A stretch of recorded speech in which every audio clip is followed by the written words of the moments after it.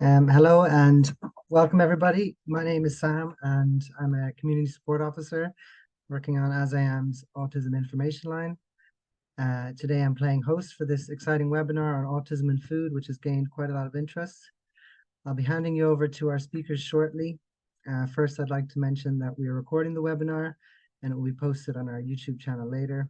You can ask questions in the Q&A chat, and I'll try and direct a few of them to our speakers at the end if we have time. We have two speakers today who will present the webinar as a discussion of sorts, drawing on their knowledge and experience. We have my colleague in AsIAM, Niamh. Niamh is a senior occupational therapist with a background working in autism schools and as a lecturer. She is currently AsIAM's Child and Family Support Manager, and she's working tirelessly to support autistic kids and teens to access neuroaffirming social outlets and supporting their families through education and empowerment. Joining Niamh is Abi Brown. Abi has over 10 years experience working with and supporting autistic children across educational and recreational settings. Abi is autistic herself and found selective eating as a child could lead to judgment from those around her. Through her work, Abi now has a much clearer understanding of why she often found eating difficult and wishes to share that viewpoint with the caregivers of autistic children. Take it away, guys. Thank you, Sam, very much. And hello, everybody. It's great that we have so many people registered for this webinar, and the recording will be shared with people afterwards as well. If you want to listen back. I just want to give a disclaimer that Abi and I have known each other for a long time. So if we seem over familiar with each other, we are two speakers who know each other very well. So the way we're going to do this is I was asked by Bridget to do this webinar, and I thought great stuff. And Abi and I have worked with lots of children together over the years, but we've also shared a lot of meals together over the years as friends. So I thought this is a perfect one for us to double up on. And Abi will be coming in herself, but Abi does work in English services and lives in England, but is more so speaking to that personal experience bit. I wasn't surprised at all that lots of people were interested in the food webinar. That sounds like because it was me. I don't mean that. What I mean is that I know it's a topic that comes up again and again in families, and it's actually quite a topic that it's quite difficult to get resources on or information on, particularly if you're a parent of a child and you've been waiting for services for a long time. Often you haven't had anyone to have that conversation with, or if you're an autistic adult yourself, and you don't have that many peers or know many other people who are autistic, you may feel that the way you eat or the way you approach food is very different to the people around you. So I'm delighted to be covering this topic. Probably disclaimer too, an hour and a few minutes is only a little bit of time to even bite into this topic. So we were only saying we would hope to maybe do follow-up webinars around this topic, and we will be publishing a resource in the coming months specifically around autism and food. But yeah, let us get started. If you've been to a talk with me before, switch off now because you've heard this enough times, but I really do live by it myself when I go to talks or trainings, and that is to take the buffet approach to tonight. Often when you go to things like this, you're like, I must take everything in, and then from tomorrow, new day, new dawn, I'm going to implement it all. That just isn't realistic. And I think when I've gone to many trainings in the past, you know, even ones that have been 1 week long, and I get back and I think, okay, on Monday when I go to work, I'm going to implement 25 new things I've learned. And either what happens is by Friday, I think none of them really worked and I'm burnt out from trying them, or I think I can't tell which is working and which one is priority. So either way, it's not effective. So I would really take the buffet approach to tonight. Ignore what I say that doesn't speak to you or connect to you or your experience. There's going to be too many people on this call listening back for it to tailor to everyone's individual experience. So use the time when I'm talking about something totally irrelevant to you to switch off and think about something nice. But don't feel under pressure that everything from this talk is something that now needs to be implemented in your family's life. And I also always find this a little bit of a funny one, because we talk about how autistic people may struggle or just like or not have a preference for unpredictability or change. But I think that we forget that a strategy, or a support strategy, or a change to your own life, that is a change as well. And even if it's well intentioned and it's something that's going to help, and I see it all the time often in schools, let's try 10 new things for this kid. That is 10 new things for that child to process over that week. So even if there are things that are supporting them, it is 10 new changes to their routine. So even from the point of view of, you hear lots of things that you think maybe that might work, maybe I might start doing that, putting that back in the context of, but then how many changes am I making to my life or to my child's life? So I really do advocate for the buffet approach. And I suppose one of the reasons that I was so delighted to be talking about this topic is, I think of all the things that an autistic child or person might do differently, one of the main things that is still gaining so much shame and judgment is around the way an autistic person eats. And I think that's because there's so much judgment about how people eat anyway. There's almost kind of this misplaced morality of, the better you eat, if you're up having your green smoothies and your porridge, implying that you've more of a grasp on your life even as an adult. So that judgment is I think from birth to end of life. But I think it particularly can happen to an autistic person themselves, but also their parents or their family members when they're a child. So when I was working in a special school before AsIAm, I had kind of a support group for parents who were finding that meal times is a really challenging time for their child and their families. And this always stuck out to me, because it was the real, when everyone was like, yeah, we've all had this, was the food pyramid, and getting that sent home, probably a bit passive aggressively, in the school bag, as if a kind of a bit of a nod about the child's lunchbox.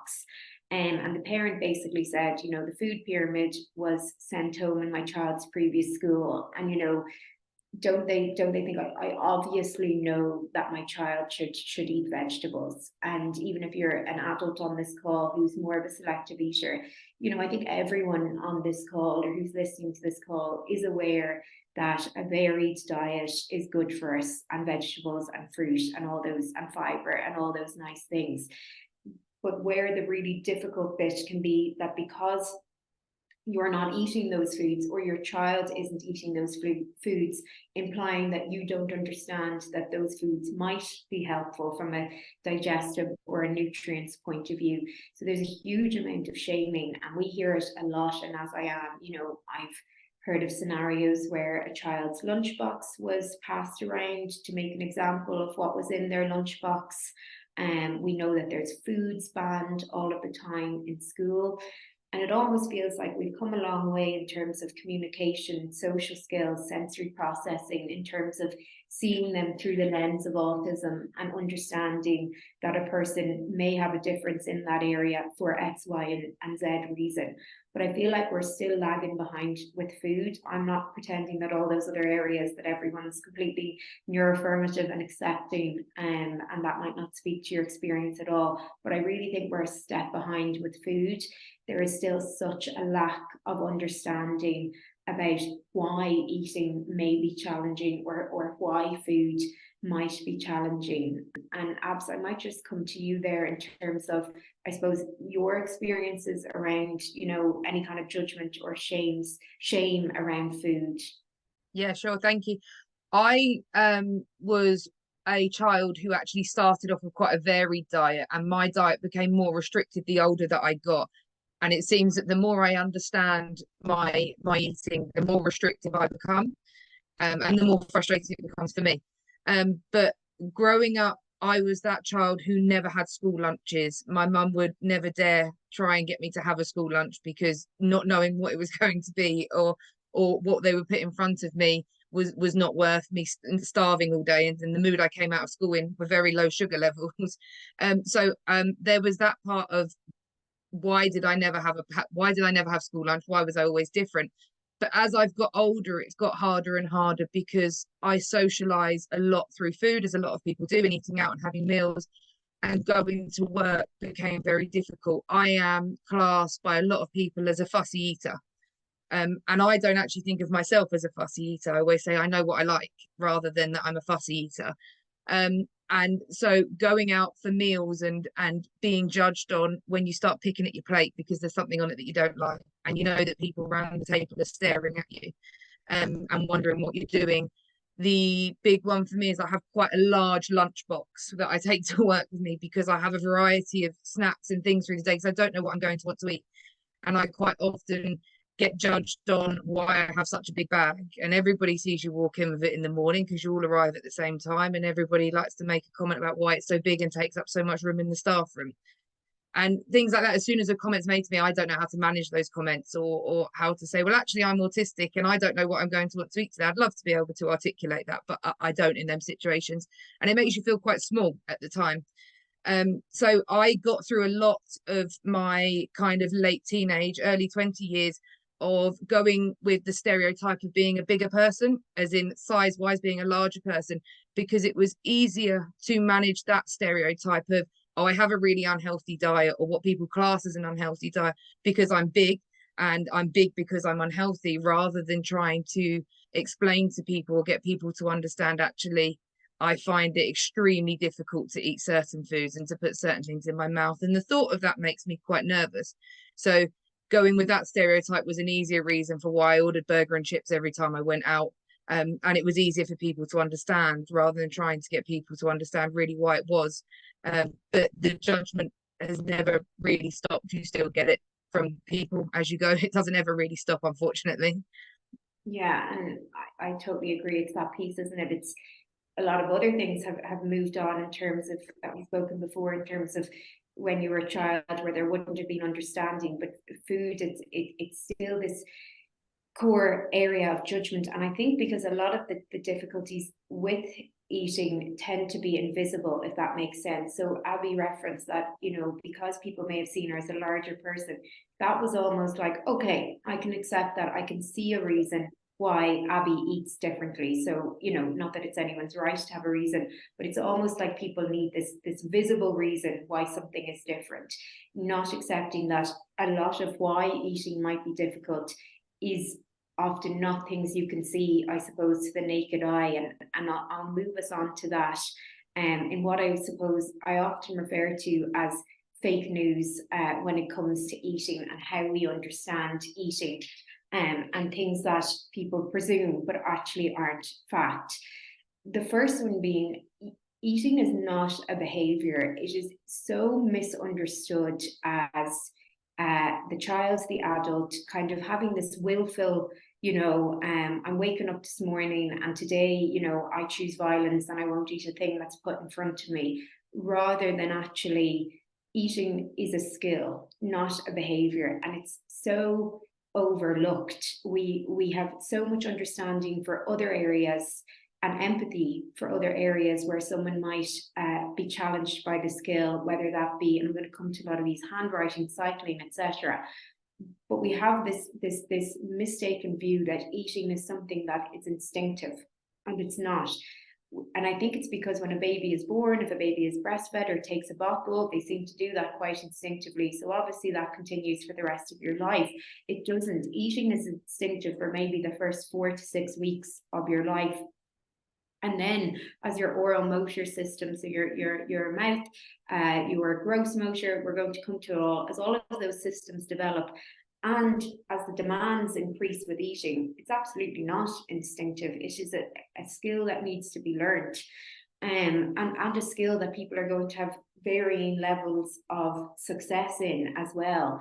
And I suppose that the final fake news myth bit here is that people, you know, I hate the line, he'll eat when he's hungry. I actually think it's quite a dangerous line. And when I would have gone to feeding training a long time ago now. It was one of the lines, I think it was because it was an American woman, and I can just hear her in my head, you know, the dangers of that line, he'll eat when he's hungry. Actually not, that's not the body's main priority. The body's main priority is to breathe, number one, and number two, actually I'll go through number one first, is to breathe. So if you're eating a food that makes you feel like you're going to gag and makes you feel like you're going to cough, your priority is not I'm hungry, your priority is I need to keep my airways clear. And I mean whether you're a child with typical cognitive profile or an adult with typical cognitive profile or someone with a significant intellectual disability, it is an unconscious thing that your body's priority is to be able to breathe safe and easy. So any food that you feel is going to challenge that, no matter how hungry you are, your priority will be to be able to breathe safely. Second to that, your second main priority is actually something postural stability, which just means in non-jargon terms, not falling and hitting your head. So keeping your head above ground, because the brain is so important. All your body is working so hard to make sure that your head doesn't whack off the ground. So again, if you're a child where food makes you, or an adult where food makes you cough or gag, instinctively anything that's compromising how you breathe or how you might lean over or unbalance, your body all the time is going to take the instinct of don't do it, it's dangerous, because your body's priority is make sure you can breathe and make sure you're feeling safe where you are. So that attitude of, you might hear in school, you know, I've heard of parents saying, I can't send him in with whatever fruit for snack, he won't eat it, and they'll be told, listen, he'll eat it if he gets hungry. Yeah, maybe he might, I'm not saying the child won't, but I think it's a risky endeavour to take when we know that scientifically, factually, that is not the body's main priority, and other things will always come before that. So speaking to that a little bit more, I suppose, and the eating being more of a skill bit, is I think this is probably the most simple way to put it. If a person doesn't have that skill, then they cannot eat the thing, and that is just a fact that gets missed again and again and again. So many of the people on this call either received occupational therapy as a child, are on the waiting list for occupational therapy, or are having occupational therapy because they have motor differences. So they either struggle with posture, core, and I'm sure there's a lot of people on this call who might have Ehlers-Danlos as well. So they might struggle with posture or core strength. They may, and you might see that in how they ride a bike or they play football. You might see it in their fine motor skills, where they might struggle with shoelacing or handwriting. And we make, rightly, so many reasonable accommodations for this. We give kids laptops so they don't have to exert energy typing. We give Velcro on shoes so that the child or adult, I see plenty of adults in Velcro. My dad actually, God, I don't know, should I be revealing this, is 70 and can't tie his shoelaces. He's very dyspraxic, and the accommodation is he will always leave them tied and take his foot in and out. I just accept that because he, like me, are very, very dyspraxic. But somehow we won't give the same belief to food and eating, and it just blows my mind. And if you break it down, it should be clear why. If you think of a child who has a core strength issue, so if you've seen that on the report, or you know yourself, your core strength, your posture isn't great, so mine isn't, so you'll see me do this a lot on the call, and I will move forward and slide forward on the chair. If you think then of the length of time for a meal, so you'll often be like, listen, we won't do tabletop work in school for longer than 10 minutes. Then he's going to need to get up and take a break. We'd only really have him writing for 5 minutes, and then we do another activity. But we often expect a child to sit at a table and be engaged in a meal for about 40 minutes. Or I'm smiling because I'm thinking, I always know when a restaurant, when Abby is ready to rock as the keys come out in her hand, you know, when I think not another minute, it's time for me to say, I wonder, should we all wrap this up? So again, from that that need to move from a sensory point of view, but again, for a meal, we expect that the person will be able to sit that long. If we think about, actually, before I move on from posture, a way to kind of make it make sense is if we think about the foods you eat when you're not feeling posturally safe. Because remember, our instinct is don't let my brain or my skull hit the ground. So I always like this example. If you're in a bar, and my nightmare, because if you've met me, I'm super short as well, and I'm very, very dyspraxic, and then I have to get up in a bar stool. I mean, getting up's the worst bit once I'm up. But then if it was, imagine I've no table, I'm just on a bar stool. If someone served me a roast dinner, all of us would be like, oh God. And you mightn't even think about it, but actually it is really, really awkward because you're expending so much energy trying to keep yourself upright. What you want in those kind of contexts are things like nuts, crisps. Why are nuts and crisps so popular in bars? Because we need food that's easy to eat when we're on a bar stool. That's literally the reasoning, and probably something to do about the salt and the alcohol, but we won't get into that. But from a postural point of view, is being able to sit securely. So if you think you know your child, or you know that you have core tone issues or postural tone issues, you are feeling the same in a seat like this that Mary might feel sitting on a bar stool. You have the same postural insecurity. So of course you are going to want foods that are much easier to eat and are much safer to eat. So that's just something to mention on the posture bit. If we think of the fine motor then, we often, at the same time as we're trying to increase for a child new foods, variety, more foods, we also at the same time introduce cutlery and say, okay, now we're going to introduce a knife, a fork, and a spoon. But the extra effort that the child is putting into coordinating the knife and fork and getting that food to their mouth, even spoon to mouth, there's coordination there.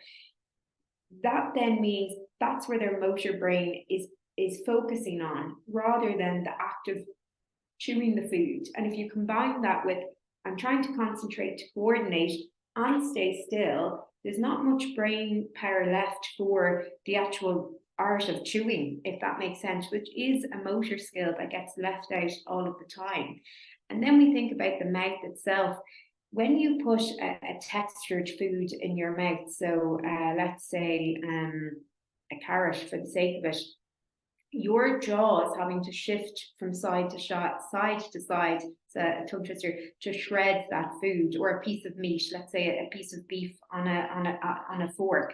Your tongue is having to work out where to place that food safely, the side of your teeth, the side of your gums, and you're having to use a huge amount of force to chew that food. But yet we very easily say that child really struggles with PE, or, you know, oh God, I wouldn't go near sports, I'd be hopeless. I'm not good at planning out my motor movements. But again, we don't make the same accommodations when it comes to eating. I remember a child saying to me, he was explaining why he wouldn't be into new foods. And he said, every new food is a puzzle. And what he meant was, he was having to work out, okay, so if you haven't had a carrot before, and you're used to just having nuggets, your jaw has to work, your brain has to work out a plan for, oh, how do I move this from this side of my mouth to this side of my mouth? And it's worth saying, from a neuromuscular point of view, chewing is a more complex task than speech. So we have a lot of empathy why speech might be difficult to produce. The way the tongue moves in terms of eating, which is a lot more up, down, all and around, is a lot more complex than it does for speech, which is, and I'm not a speech therapist, but which is back and forward. And I think the best way probably to bring this home is, again, if you think of yourself when you're on the couch at home and you're watching a box set or you're watching Netflix, and you look down and you're like, oh, the biscuits, they're gone, or the box of Pringles. Like, it's happened to us all, where you're like, I can't have eaten 25 of them in a row, but they are low skill foods, things like a crisp or a biscuit. They melt in the middle of our tongue, so we don't have to do much muscular work to move them around. Tell me you've ever sat eating a steak and looked down and be like, oh, the steak's gone. It doesn't happen because you need more skill to chew a food like that. So your brain is working all of the time to plan out that motor movement. Why a person might have a preference for something like a crisp, a nugget, any of those, the beige foods, is you put them on your tongue, they melt, they go down your neck, your throat. There isn't that higher skill level. And you've experienced too, because the food you reach for when you're on the couch just wanting to be cozy aren't foods that are difficult to eat. I used to say to my mother all the time, when she'd serve chicken, oh no, mommy, chicken makes me so tired. And my mom still talks about it, that like I was just had the gift of the gab.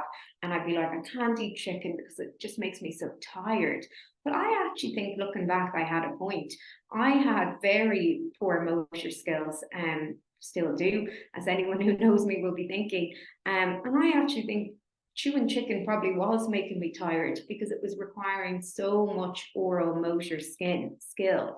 So can you see why it sort of kills me, why we might pretend that, not we might pretend that people insist that food, that eating is a behavior when there is so much skill to eating. And again, in the same way that your child needs support with any of these new motor tasks, or me, for example, if someone gives me a key, I need to see someone else do that first. I need extra help with new motor tasks.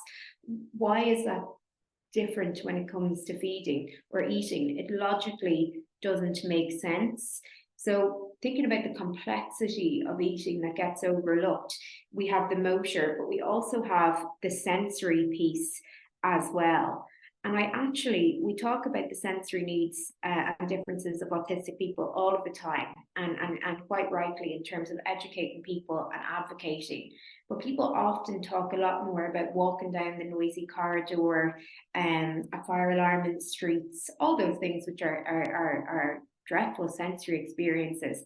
But again, eating uses every single one of your senses.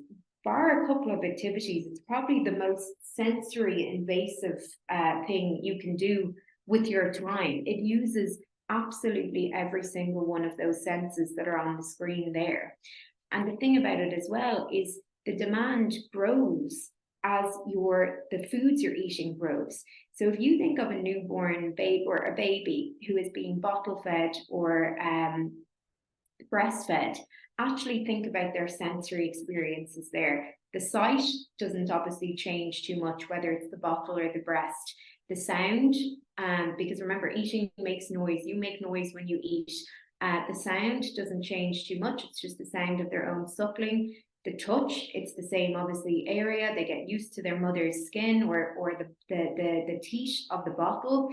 Taste and smell, obviously with breastfeeding there's a little bit more variance there, maybe than a bottle, but very little variance in taste and smell. And you think about balance and posture, you're held, you're supported, you don't need to worry about where you are in space. Then next thing you're on to, say, spoon-fed purees. Again, very little difference there. The color maybe of the food, so visual there. The sound of you swallowing a puree is pretty similar. The sound of a spoon hitting your teeth. Touch, very limited. In terms of balance as well. The spoon is being put into your mouth, so all you need to worry about is head to spoon. You don't need to worry about what the rest of your body is doing. Then we bump up to textured table food, which is all of the foods that, are not the things I've mentioned. In every single sense on the screen there, it changes. The sensory experience changes with every chew you make. So if I am eating a lasagna, the first sound, the crunch of and I'm sorry if this is for a sensory point of view, not enjoyable for people, but the crunch of cutting into it.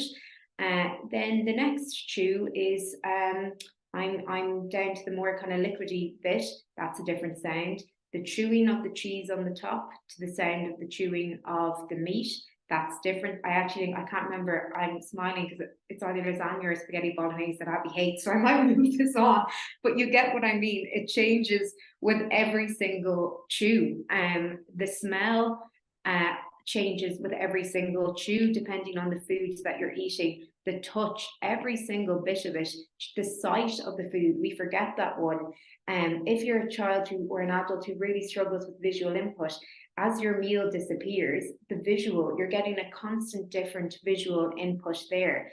The balance needs as well. As you fatigue over the meal, the amount of strength you need. If you're eating something like a roast, you need more strength to cut the meat, less strength to eat the potato. So you're constantly having to change your motor plan. So I suppose my take home point there is the complexity of the sensory experience of eating, that I think we overlook a huge amount for children and adults, and not just the visual of the carrot on the plate, the package. So you say, but you like biscuits, but I've had the Maryland biscuits in the red packet, and now you've taken out the McVitie's digestives. They look completely different. Logically, they are not the same thing. They're just in the same packet. They're just in the same umbrella. So that idea of every chew a child makes or an adult makes or a person makes is a different sensory experience. Imagine all those mini sensory experiences when you break it down. And this bit always really interests me as well, because we don't do this with non-autistic people. I say this all of the time. If I was on the bus to an interview and someone, I was being observed by an OT, Mary is observing me on the bus, and I'm on the way to my interview and I am up the wall anxious. I feel physically ill before interviews, so I can imagine this. And then someone's listening to music out loud, I would be putting my hands over my ears. My stress levels would be so high that the sound of that music would be too much for me. If the OT was with me, would she be writing down Niamh displays auditory defensiveness? And then I go to the interview, I do so well, I'm wonderful. I come out, I get on the bus, I'm wrecked, I'm literally spaced. And I always say this, someone could be, a giraffe could come down the bus and be talking, and I'd probably be so wrecked I wouldn't even notice the noise of it. Would the OT then write doesn't respond to sounds? The day we've had is going to make such a difference to our sensory responses to things. And the best example I always give of this, and if you've heard me talk too many times, definitely go and make a cup of tea at this point, but is the dark lane. Because we've all walked down a dark lane when we shouldn't. And we all have different sensory systems. And I don't have any tactile sensitivity. But if I was walking down this lane and I was walking by that window and door, and the door rubbed off me, I would leap a mile because I'm already in fight or flight. I'm already highly stressed. So it doesn't matter that I have tactile receptors under my skin that respond typically. You've all done it. You've walked by a bush and a leaf has brushed off you. You've leapt and then you've looked around really embarrassed in case anyone saw that. You don't necessarily have tactile sensitivity, but your nervous system has been dialed up from the fact you feel under threat or under stress. So an autistic child or an adult or any person who is finding something stressful, so that could be trying a new food, that could be just sitting eating lunch in a classroom where you've already had your fill, you're masking all day, you're up to your brim, you are going to have more of a stronger response to the food we're eating. So it isn't that, well, she would eat the carrots last night and now tonight she's not eating them. That can't be a sensory thing. That's behavior. No, because you're not thinking about how that person's nervous system has been treated, for want of a better word, over the day. And Abi, I always love how you explain this in terms of your own eating. So do you mind to come in here? No, not at all. So I aim to know what I'm having for dinner by about 10 o'clock in the morning, which is very strange because I've literally just finished my breakfast. I need to know what's coming for that meal. And what I end up doing is while I'm at work, whatever I'm doing throughout the day, I prepare myself for that meal. That's what I'm going home to. And may that be that I'm preparing that dinner or it's being prepared for me. Because the and I say it's the complexity of the meal, but in terms of me and my eating, depends on whether I'm going to be able to eat that or not. And if I'm having a good day, I may continue to go home and still eat that meal. However, if I've had a challenging day at school, or as Niamh said, I've been really stressed, or I've had a really anxious day, actually, if I go home to a beef stew, for example, which is a meal which has lots of food in it, is what I say, it's food in food, there is no way I'm going to be able to tolerate all of them textures. I need to sit, I need to pick through, I need to see what's in it. I need to check that nobody's tricked me and put something in it that I'm not expecting to be in it. So actually, by the time I get home and I know I've got beef stew coming, but the day I've had, I think there is no way I'm going to be putting that in my mouth tonight. I'm going home and I'm going to have a bowl of cereal, for example, which is very plain and I know what's there, and so on.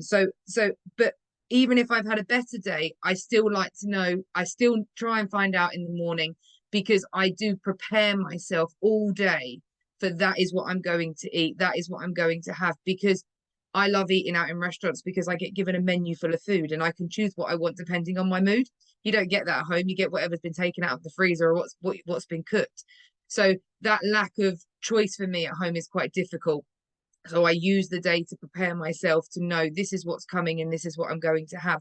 However, I do have a get out of, I won't eat that, don't waste the meal on me, or I'm not going to have that, so I'll have a bowl of cereal. And I'm in a really fortunate position at the moment of my partner's on a health kick, which is my get out of jail free card. So if there's a meal being made that is not my cup of tea, it's my I'll have toast and cereal and I'll be absolutely fine, thank you very much, which most of the time is my preferred meal. Sorry, I was still on mute. Thanks, Abs. And crepes are really making me want a slice of toast now. And I think that predictability of knowing what's coming, we're going to speak to that in terms of the supports you can put in place. I'm smiling because I had a quick look at the chat while you were talking, and a parent has actually asked it. The banana. And it's not just the banana, it's lots of fruit and vegetables. And this is actually, I must have been doing a feeding group in school or something, and I don't know how it came up in the car with you, Abi, about bananas, but for some reason it's just like, I never forgot it. And I think it was one of those moments where I thought, Christ, as an OT, I probably should have thought about this. And what we're going to speak to here is the unpredictability of probably the healthier foods like fruit and vegetables. So Abi, never thought I'd be asking you this on a webinar with people, but can you tell us about the banana story? The banana story, please. Yeah. I also don't remember how it came up, but it did just come to my mind as I was chatting to Niamh about it. So I am very restricted on fruit and vegetables, and I was talking to Niamh one day and I said to her, let's use a banana as an example. Now, I used to eat bananas when I was a child, just to be clear. Now, I don't eat them anymore. When you go to the supermarket, and I hate buying bananas in the supermarket because they come in so many different shades, and the different shades mean different things. So you may buy a bunch of green bananas in the supermarket. So you take them home, and if you ate the banana on that day, I'm trusting that I'm correct because I don't eat them anymore, I think they tend to be firmer and crunchier, and they have a different taste. Now, if you took that same banana and you waited 2 more days, it would be less green, going more towards the yellow shade, and it's slightly softer and the taste has changed again. If we leave those bananas 2 more days, they usually become bright yellow, and I think that's a lot of people, their favorite time to eat a banana. They are softer, the taste has changed again, and I think the longer you leave them, the sweeter they become, and they've got a bit sweeter. But if we leave them another 2 days, that banana's now got brown spots all over it and it's gone brown. And when you open it up, it's usually got the mushy, horrible bits. And I was actually cutting one up this morning for my son, and I ended up throwing it away and washing my hands because I couldn't tolerate touching it because it had gone brown. So, and that's then a completely different texture. So you're talking about one piece of fruit over the course of a week has now gone through several different colors, several different appearances, several different textures, several different smells, and several different tastes. I cannot guarantee when I put that banana in my mouth what stage it is at, because I don't know for definite that when it's green, it's harder and it's less sweet. However, When I open a packet of crisps, it doesn't matter what day I open a packet of crisps, the texture is the same and the taste is the same. And that predictability is then there. The same is, however, everybody cooks their vegetables differently. Now, the very few vegetables that I do eat have to be cooked within an inch of their life. So there's no nutrients left in them anyway, because I've boiled it and it's all gone. And I eat vegetables very, very soft.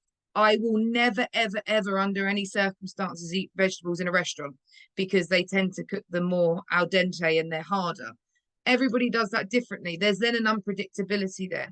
And that is with most fruits and vegetables. However, with what parents and people look at as beige foods and processed foods, always have the same texture, unless they're out of date and you know they've gone bad.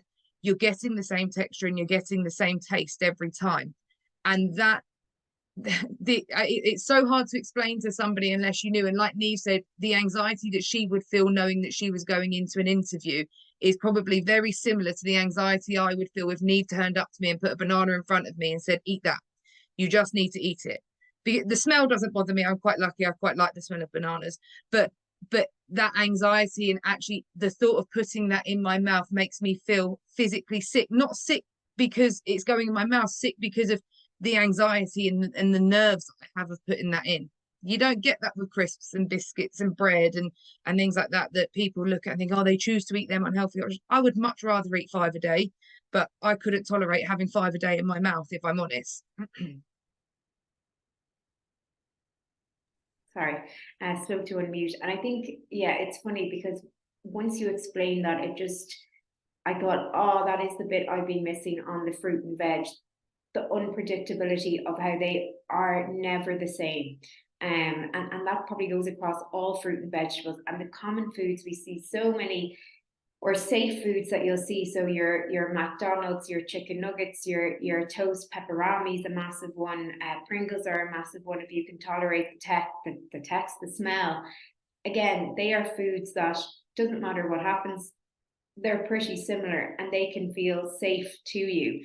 And I think that concept of safe foods, and it's coming up a little bit in the Q&A, I'm picking questions as we go because I rather just answer them as I go rather than at the end, if that's okay, because it means I can work them into the conversation. That safe foods bit, I think, is massive. And sometimes what the worry can be is what happens if these safe foods go away, if that makes sense. And we call that usually in the therapy world JAGs, when someone, has been eating a safe food for a long time but now can't tolerate it at all. And that is that worry of, you want safe foods but you want enough of a rotation, I suppose, that the child isn't as likely to become completely sick of that safe food, if that makes sense. Where often I see children, and obviously I wouldn't be speaking for adults here, but with children, is where someone is trying to change or manipulate their safe food, is where they go off it. So where someone thinks, all right, they're eating the crumpets, I might just try a little bit of chocolate spread, probably not chocolate spread, whichever spread on this, to get a little bit of protein in. And then what so many teenagers have said to me is that food was then ruined. You took, and Abs is nodding here, you took a safe food and you ruined it for me, if that makes sense. So sometimes I think where we run the risk of a safe food becoming an unsafe food is when we, what would be the word I'm looking for, contaminate it for that child or adult and totally changing the quality of it. The other bit I did want to speak to is also that bit around that social imagination. So again, coming back to that idea that we can all know so much about autism or being autistic or whichever, and then completely throw it out the window when it comes to eating. So again, we so readily accept that maybe an autistic child, particularly younger, might have difficulty knowing what will happen next in a social scenario, say. So maybe I spoke to a teenager today, very worried about a fallout with a friend. and finding it difficult to think about all the consequence of that. Will they talk to me again? Will they not talk to me again? Who will talk to me again? What will that look like in school? And maybe finding it more difficult to predict socially what might happen. Might find it a lot easier to do that with other autistic kids, but it's probably in a majority space with non-autistic kids. So that piece again of when you're eating, and if you're worried about whether you'll gag, if you're worried about whether you'll joke, if you're worried about whether that will upset your tummy, that having the foresight to be like, this might make me feel a little bit sick, but in about an hour I'm probably going to feel okay. That heightened of anxiety of, I don't know exactly what's going to happen after this, I can't predict the consequence, is going to make you feel even more like, please don't put that new thing in front of me because I can't tell what's going to happen next. And I suppose, you know, coming into the other bit of thinking about how we so underestimate the effort the child or the adult is making when they're eating. And it's difficult to do this on a call like this, where you don't have people looking you and answering. But people think of eating in terms of steps. So if you think about eating a Cheerio, so the box of Cheerios is out on the table, and the Cheerio is out on the table in front of you like that. How many steps do people think? You can type in the Q&A box or in the chat and I'll be able to see it. How many steps do you think there is to eating a Cheerio? Just a little humble Cheerio. Sorry, I know that my background is making my face randomly very green and it's sort of irritating me, so it might be irritating other people. 6 or 7, 8, yeah, 4 or 5. Okay, great stuff. So actually, I'm going to show you what are sort of accepted as the steps to eating. This is old because it's an old document that I've probably had for about 10 years now, but the steps to eating here. The problem is when we think of eating, we think of put in your mouth and swallow, and that's all we praise. So the child gets a huge amount of praise if they swallow the piece of chicken, and if they don't swallow the piece of chicken, they haven't eaten the chicken, what's there to be praising about? Completely underestimating all the other things they may have done. So when you think about that Cheerio, from a sensory point of view, from a motor point of view, first they've tolerated being in the same room. They've tolerated the smell of their dad's ketchup on their dad's dinner. They have tolerated the smell of their sister's mayonnaise on their chips. Just because it's not on their plate doesn't mean that they haven't tolerated it. They have perhaps picked it up with a piece of cutlery and gone to put it in their mouth. They have used their hands to touch it, so they've had actual interaction with it then in touch. They have picked it up to smell, they have been around it. I'm not going to read all of these. Even if you think of taste, the tip of your tongue, whether it's the finger pads, whether it's licking lips, whether they've bitten into pieces and then they've spat it out, there's a whole lot that's happened before the chicken has gone down their throat. But we don't recognize that. And I would say, you know, this is quite an old-fashioned document, and it's worth thinking. This is thinking of a neurotypical child and how a neurotypical child develops. So I'm not advocating that we would be forcing a child to hit each step on this milestone chart in any way. What I'm trying to show you is more actually how much there is to eating that is not just putting that in your mouth. And we talk about any approach with children, knowing, you know, feeling praise, feeling like you've done something good, etc. And people have different views on praise with food anyway, but more that the fact you're only counting something as a success if the thing has been eaten, not all of the steps that have gone before that. If you think of a child cleaning up after dinner, so absolutely no way, not going near X, Y, and Z, but has been part of cleaning up, part of putting it in the bin. You know, they have made an accommodation and met you halfway there and tolerated that, whether they've picked it up and put it into the bin, or whether we used to do this in the school a lot, where they've blown it into the bin from the plate.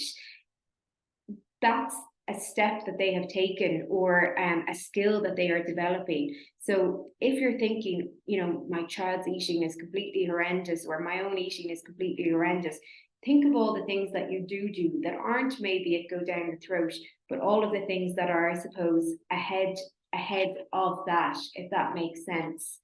So I think now when I show you the humble Pringle, it now makes a lot more sense when we think of all those factors why you or your child may always go for the Pringle, the Cheeto, the Ritz biscuit, the chicken nuggets.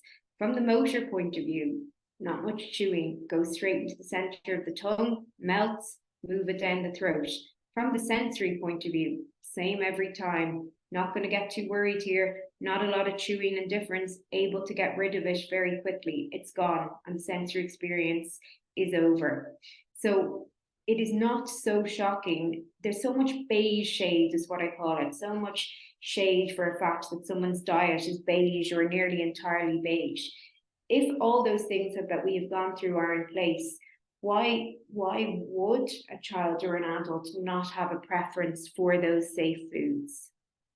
If we think about now, I suppose, and this is as a parent or you yourself, if you want to make a change in terms of your eating, and what I hear so much from parents is, I'm working on his eating at the moment. And I think, whoa there, you know, what are you working on there? There is so many components to eating. Are you working on, you know, that you really want your child to eat more food because you're worried about their weight? Are you working on the fact that you yourself want to introduce new food because maybe you're constipated or sluggish and you think maybe I do need to introduce some new foods here? Are you thinking, I'd really love to be able to go out for a restaurant to my friend's birthday? Are you thinking, I'd really love if my two kids could sit at the dinner together? If you're working on all of those things at the same time, that is a huge ask on yourself, actually on yourself if you're the parent as well, the stress that's going to create, or the child, or you as the person doing it. So an example would be, okay, you're working on a new food, but at the same time, you want your child to have good table manners. If someone's trying a new food, you need to be able to spit it out. You need to be able to get it out in your mouth. So you can't be working on the fact that table manners need to be exquisite at the same time as you're trying to introduce a new food, because a person's manners need to go out the window if they're trying something new that might feel absolutely appalling in their mouths. Likewise, if you're wanting your two kids to sit at the table together, even for 5 minutes, at the same time as you're introducing something stressful to their diet, where are they getting the energy for the social demand of interacting with their sibling or their granny or so on? So I suppose my advice to you here would be, whether it's for yourself or whether it's for your child and you have an aim, don't be thinking about all these things in one go. You cannot work on every single aspect at any time. You're making your life and your child's life pretty tricky. And Abs, I thought I'd come to you here. So if you are thinking about, and you know what, I'm not feeling too good in myself, I'm not feeling too well, and I just want to try a new food. What are the things that you kind of do to help you in that? Yeah, so I actually wrote myself my step-by-step list of what I do if I need to, and it was amazing how many things I actually do without even realizing. So that the main one for me is to be with safe people. And when I say safe people, it's people who aren't going to judge me, because the most important thing for me is I need to be able to spit it out. And again, that what comes with a lot of that judgment. I don't think if you spit something out into a tissue, it's bad table manners, because I'm somebody who's had to do it a lot over years. And I need to be with somebody who's not going to judge me if I take a tissue to my mouth because I can't tolerate it and I need to spit it out. But it's usually off of somebody else's plate, which is fine. But I will visually inspect it first, and it kind of be like, I like the look of that, yeah. And then I will always smell. So I will not eat a food that I don't like the smell of. And I used to say to people for years, your smell's connected to your taste buds, and if it smells funny, it's not going to taste nice. And people used to think, oh, it didn't make sense. So it does make sense. So if I don't like the smell, there is no way I will eat it. So I'll smell it. I'll start with a tiny little bite, and then what I tend to do is I tend to chew it on the front of my teeth. on my front teeth, which is one of the things I didn't realize until I wrote this down earlier, that is what I do. I won't put it into the back of my mouth and let it go around my tongue or anything. It stays right on the front. I'll have a drink ready, because if I think I can't spit it out, then I will swallow it whole without chewing it, so I can just get the taste out. And then if I do like it, then if I'm okay with that, then I will put it into the back of my mouth and then chew it and carry on eating it. There's a big thing though, if I like something new, and I think somebody wrote in a chat about their child going off of something. My mum used to, if I started to like something new, all of a sudden we had bulk crates of it in the house, and the house was full of it, because she was so pleased that I was eating something new, and that became too overwhelming. And then I'd end up eating it so much, or having so much of it, that I then couldn't stomach it anymore. And my mum, bless her, was trying to do the best thing, going, yeah, Abby now likes ready salted Pringles, so I'm going to buy 30 tubes of them, and they're going to be everywhere in the house for her so she can eat them. And actually that just completely put me off. So when I personally start to like something new, I start off very small amounts of it. And prawns is the one that comes to mind, because 10 years ago I would never have touched a prawn, and now I absolutely love them. But I started off as that I would eat a tiny bit, and it has taken 10 years, and I will now order a prawn cocktail as a starter in a restaurant. But it has taken me, like I said, 10 years to build up that tolerance of it's okay, and learning that it is safe and where I have it. But I'm very funny about the size of them and things like that, and I have to know what they look like. But it's that, again, it comes back to that judgment of, okay, they're going to try say something new, this is great, but I don't want to be judged if I spit it out. I don't want to be judged that I'm smelling it first. I don't want to be judged that I've got a pint of water ready to go, because if I don't like it, I need to get it down as quickly as possible and the taste out of my mouth. And having people who understand that. But then what also comes alongside of that is when you're sat with somebody who's going, taste it, taste it, taste it, because that then makes you go the complete opposite way. Just because I've looked at it and I've shown an interest doesn't mean that I then want you to sit there for 10 minutes trying to essentially force me to taste something that I don't know if I'm ready to try yet. But that's my step-by-step guide for when I try a new food anyway. And I'm very lucky that on occasion, Niamh's done it for me before as well. I'm feeling very brave in a restaurant and I want to try a different meal. Is that Niamh and my partner does it, is they will order a meal that they know I like. So that if I get it and I really don't like it, we do a secret swap at the table, and no attention's been drawn to it, and I've still got a meal in me. That was actually something I was gonna ask you, and I'd forgotten that as well. So I actually love that solution of having something to quickly swap if someone is thinking, I will try a new food. Where you can see in the middle there, I have the aim of the new food. In terms of control, what I mean there is, often just say you're thinking, and you've said to your child, will we try crumpets tonight? Okay. And then at the same time, you are also wanting them to sit at the table where they should use their knife and fork, chat to their sister about their day, and give you a hug after dinner, and then clean up. You know, a new food is massive. And if it's thinking about, what actually am I trying to achieve here? I am a little bit worried about the lack of variety in my child's diet. I would love them to have a new food, or I'd love to have a new food myself. Other things have to be let go. And that's why I say, I couldn't think of a better way to say it than manners schmanners in that regard. If your goal is, you know, I would love my child to have the most beautiful table manners, absolutely crack on with that. But at the same time, don't be thinking this is a good time to introduce a new food. So that bit of knowing as much as possible, and I'm sure lots of people on this call follow Everyday OT, where Anya speaks to her experiences with her child who would have some eating differences. And I find it really interesting to follow that along. But I've often seen in the morning, she will put up the visuals that she uses with her child, so that her child knows what's going to be for snack, what's going to be for dinner after school, what's going to be dessert. And that comes back to what Abby was saying earlier. So knowing the what of what is going to be coming rather than the surprise. And I would add to that as well, it's not just the what, it's the who. So sometimes we think, okay, if the child knows they're having lasagna tonight, I have prepared them.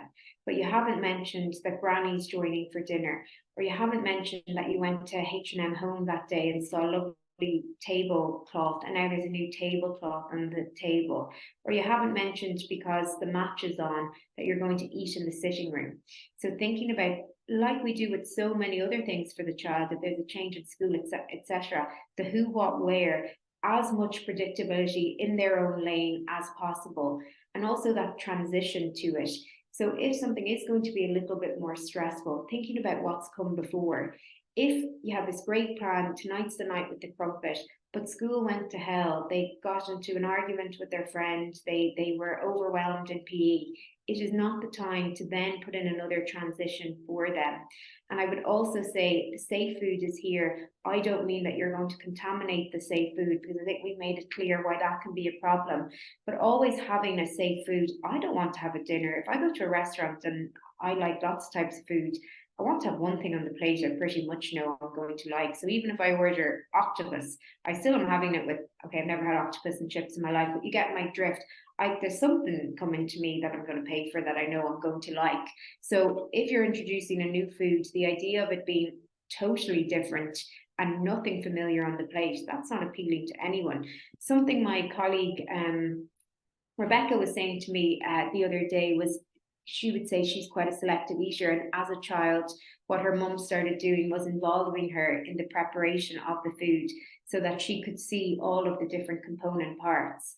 So when she had her dinner and she thought, what the heck's in here? If she had been involved in making it and had seen, I know there's peppers in this, I know there's tomatoes, I know there's whatever, maybe you're not saying she'd eat the whole thing, but what she found really difficult, and I know Absi's mentioned this before, is say going to a friend's house where you haven't been a part of the cooking and you don't know how they cook it and how overwhelming that can be as well. So that thing, and I think that's why burgers can be very popular, because Abi, you often say this, on the plate, you can kind of subtly deconstruct it and see every little bit of that burger. You can't do that with spaghetti bolognese or anything like that. In terms of more food, so there's some of you who've put in the chat, and Sam, if it's okay, I'm going to take the questions as I go. Oh, God, I didn't mean to do that. Sorry. I popped up the chat for myself because I think time-wise, this is probably the better way to do it. Some of you who have said, being worried about maybe your child's weight or nutritionally, and obviously I absolutely recommend that you're linking in medically there. I'm not a doctor, but I suppose if your goal is volume, I would say more food. I would be thinking about that battle piece a lot. Adrenaline, and I know I say this all the time, it is an appetite suppressant. So have you ever had an argument with someone in a restaurant? I'm not saying I've had endless arguments in a restaurant, but I might have had quiet, whispered arguments in restaurants previously. The first thing I do is put down my knife and fork and push my plate away. My appetite is gone. Adrenaline will suppress your appetite. So if you're aiming for volume and then you're getting into a battle with your child and they're getting more and more worked up, game over really, because their appetite is going down and down and down. It's fight or flight. You can't be eating when you're in danger. I was speaking to a parent today whose child doesn't eat much at school, but they're finding school completely overwhelming. They're in fight or flight. Their appetite is not going to be good in school. But when they come home, they horse into their dinner because they're in their safe space. They're able to eat. That setup bit as well, if you're aiming for more food, coming back to that skill point of view. So if your child has a motor difference, a sensory difference, you need to be supporting them like you would if it was handwriting or whatever it was. So from a postural point of view, if you're sitting like this with your legs up in the air or so on, yeah, maybe that's your preferred from a posture point of view. So if you're aiming for more food, more chewing, or a new food, that's going to be difficult. So we're really thinking of that posture bit, whether it's if there's someone who slides from side to side in their chair, can you put cushions in beside them so they're more secure? They can tolerate that from a sensory point of view. Really, everyone, when they're eating, should have something in their feet that means their feet aren't swinging. Because if your feet are swinging, that means you are knocking yourself off posturally, and you're giving a lot of energy to that and not to the actual eating of the food. You can get skid mats for the plate if your child has quite poor motor planning. So putting their plate on something that doesn't move around on the table, taking one less demand from them. A heavier bowl, the heaviest bowl you can find that's safe, and heavier cutlery, because you're giving them that extra input. Again, I saw on Everyday OT, those plates that have separate little compartments, doesn't matter how old you are to use them, so that those foods can be separated out as well. So thinking of, I suppose, as much as you can in terms of supporting the skill bit there. If you're thinking, well, my child's strength is poor elsewhere, it's probably going to be poor in terms of their mouth as well. Thinking about the effort they need to exert to eat the food. So if you're thinking, I'm a little bit worried about weight and I need to increase volume here, think about foods that are easier to chew.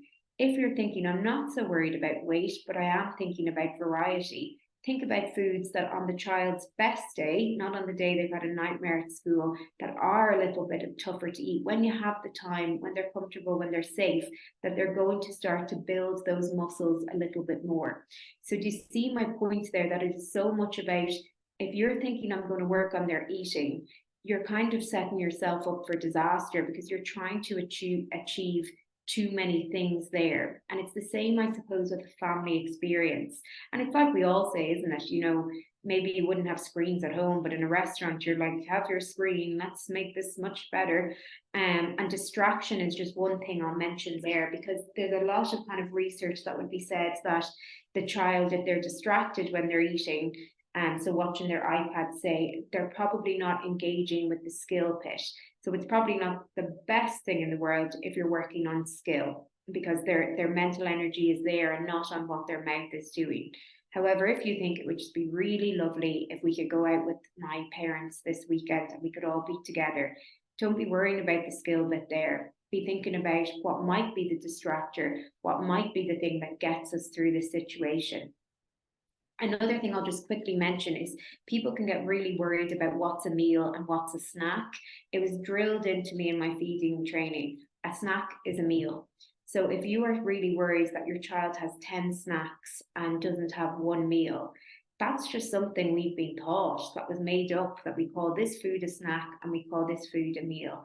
When I was in Sri Lanka volunteering, when I was much younger, you know, everyone ate curry for breakfast in the homestay that I was in. I hate curry, so I wouldn't have been eating it anyway. But it's probably the only food I don't think I do like. But my point is, why? Because something is culturally appropriate here, but say here, if you saw someone eating curry on the bus, you'd probably be like, that's pretty strange. We make up these rules, and then they're reinforced by other people. So putting pressure on yourself in terms of, and I saw one woman put in the chat, but a crisp is a snack food. Actually thinking instead of just the nutrients there, maybe it is the fact that the child is getting their fat there, whether it's the little dairy cheeses, oh, that's a snack, that's protein. So breaking the food down in your head into the nutrients, and instead thinking the macronutrients, I mean here, so your protein, your carbs and fats, think about those three, not whether the food fits under something. Abigail, super quick, I'd say, just for a minute, is there anything extra you would add to when you really want to go to something social and you know eating is going to be there? Yeah, well, what you've already said, I avoid eating at people's houses at all costs. Is my number one. I have safe go-to meals, which actually aren't my favorite meals at all. So my line is, if we're going out somewhere and people are saying, well, Abby's the fussy one, she can choose where she wants to go and so on and so forth. My line tends to be that I'll eat anywhere as long as it's not Thai. There are most places I can go where I can find something to eat. I have a safe go. Fish and chips is a safe meal. It's one of my least favorite meals to eat, but you can get it in most pubs and things like that. So and a burger is that. So no matter where I am, I can usually get them. I eat rice. So if I'm in an Indian and things like that, I'll eat rice. But that's my best one that I have, because I hate that the choice then comes down to me, and it's that judgment. It's revolve it around Abby because she's fussy and so on and so forth, and it makes it a lot harder. I went to our friend's hen weekend a couple of years ago, and we ended up in a vegetarian camping site, which was my worst nightmare in so many different ways, not just around food. And I knew that I was never going to be able to eat for this entire weekend, and how I was going to cope was terrible. And Niamh and our other friend who was there saved me and were handing me plates of plain rice and plain bread down the end of the table. And I lived off of rice and bread for the weekend, and then got a very large McDonald's on the way home. But I was very lucky that I was with people who understood my feeding and my eating, and that I was never going to eat what was put in front of me. But yeah, that is my number one, is having them safe meals, and knowing worst case scenario, I will eat a bowl of chips and I can get something on the way home if I need to, or I can have a bowl of cereal when I get there.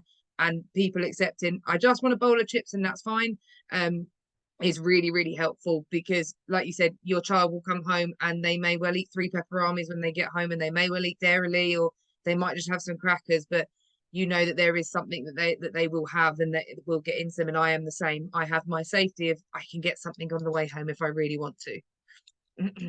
Thanks, Abs. And there's just a question there in the chat around buffet style eating, which used to actually be really the kind of the in thing in feeding therapy, you know, putting a range of foods as choice on the table and being able to take a little bit of what you want. And then there's a different view now in terms of a sensory point of view. So would you just take the question specifically for you, I suppose, would you be, I actually don't think I know this, would you be into the buffet style dining, is what I'm trying to say? No, it's too overwhelming. It's too much choice, and you don't know what any of it is, necessarily know what it is. And at Christmas here we have what we call a pick and mix, and there's nuggets and salad and this and that, and everything is kind of, and I don't know what any of it is. So no, I find it too overwhelming. I like my meal to be on my plate, and that is my meal. What I do like to do though is be part of dishing my dinner up. So if I haven't cooked dinner, I like to be part, so I can choose a specific bit out of the potatoes. I want them specific ones, but a buffet is too overwhelming and too much unknown within that. Perfect. As you know, I've never loved anything more than a hotel buffet in my life. Just to finish, because I know we need to finish, and I see Bridget popped in the chat there. It sounds like it would be probably useful to have a follow-up webinar to this, but I couldn't work for AsIAM and not end on an advocacy point of view. So just, you know, really just giving this do a lot more, but the 1 minute.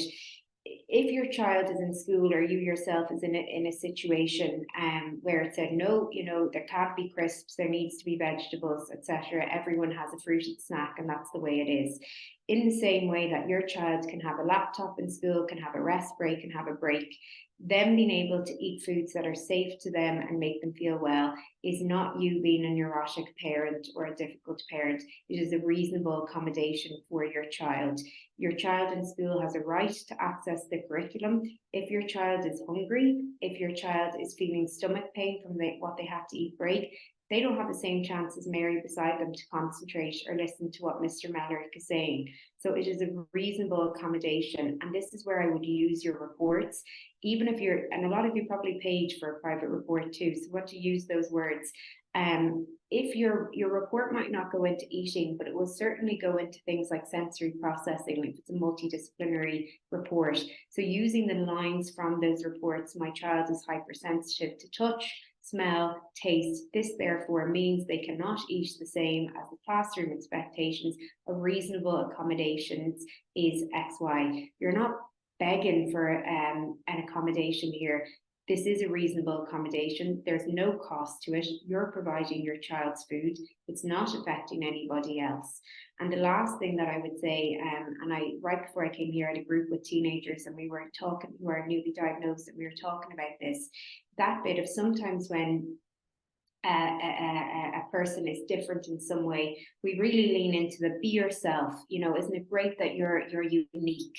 And I say this all the time. I don't know an adult who as a teenager was completely able to be themselves. I think it's something we say to teenagers and children, but we probably didn't succeed in it. And if you could, hats off to you. Because I always give the example, I was pretending I loved Kanye West, and I could not have named a Kanye West song, and went home in real fear to my sister saying, please tell me a Kanye West song. This was a long time ago. So that expectation for a child or a teenager to always be able to say, no, I won't be having that because I have sensory differences or whichever. Obviously, hats off if a child can do something like that. But I think like in any other area, teaching your child some get out of situations is not a bad thing. It's a way for them to survive in situations. So Abby's given a fair few examples there. For example, someone else ordering the same meal, a familiar meal, and knowing the menu in advance. Things that your child, so that they don't miss out on, if they want to be at the party, if they want to be at the Eddie Rockets, what it is, you know, absolutely wonderful if they feel comfortable enough to say there's nothing on this menu for me, I find eating difficult. Sometimes we just need get outs, and if socially you can find situations challenging, it may be a challenge to come up with those get outs. So we're not ruining the advocacy potential of our child by teaching them some get outs of situations, but realize that they may not always be able to come up with them themselves, and they're going to stand to them in so many situations. So I think we'll leave it here before I get kicked off. Thank you all so much for coming. I'd say most of you have my email, but it is niamh@asiam.ie. So if anyone has any follow-up questions that I can answer within reason, obviously anything medical, it wouldn't be safe if I answered. But if there's any kind of follow-up questions, I'm happy to take them. And a big thanks to Abi for letting me persuade you to come to this webinar. And now I'm going to be saying, you're going to come to all of them now. But yeah, thanks everyone. And I'll hand back over to Sam. Thanks very much, Niamh and Abi. That was really great. As my colleague Bridget wrote in the chat, she is collecting some of the questions for any future follow-up webinar on autism and food. And I'll just finish by letting you all know that our next webinar is on the 5th of December, and it's on holidays in an autistic home. It's with the amazing Amanda McGuinness, so it's a must-watch. That's right. That's right. Okay, we're gonna end the webinar now. So thanks, everybody. Thank you.